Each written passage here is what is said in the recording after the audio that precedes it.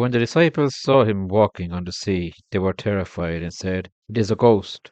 And they cried out in fear. But immediately Jesus spoke to them, saying, "Take heart, it is I. Do not be afraid."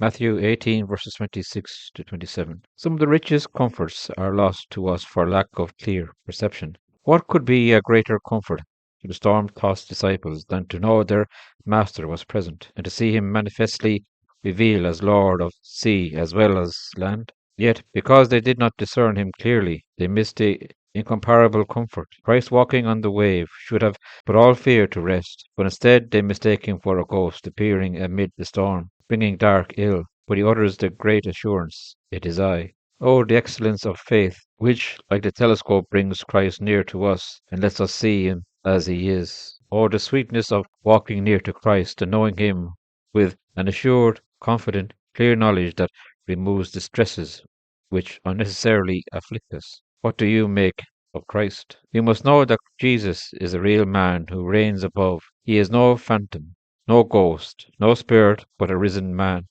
touched with the feeling of our weaknesses, who pities us, loves us, and feels for us. And in that capacity, he speaks to us out of the glory of heaven, and he says, "It is I, do not be afraid." Friend, be sure of the reality of the Christ you trust in. It is very easy to use the name of Jesus, but not quite so easily to know him, to know his person. It is common to talk about what we did and not to feel that he lives just as truly as we do, and that he is a person to be loved and to be trusted in just as much as your own brother or father or friend.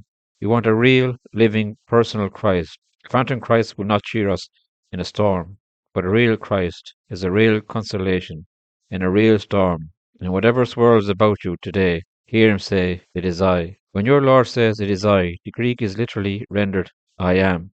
Recall when God heard the cries of these ancient people enslaved in Egypt, and the Lord told Moses to comfort Israel by saying, "I am has sent me to you." And when Jesus said, "I am," to his cowering disciples, they were drawn toward him, and yet they did not lose the awe of that incommutable name, "I am." Then the disciples knew that Jesus was not only "I am," but Emmanuel, God with us. The "I am" had come to their rescue and was in the ship with them. Here, dear friend, in your comfort and mine. We will not fear the supernatural or the unseen, for we see Jesus, and in him we see the Father, and therefore we are all of good cheer. Are your joys declining?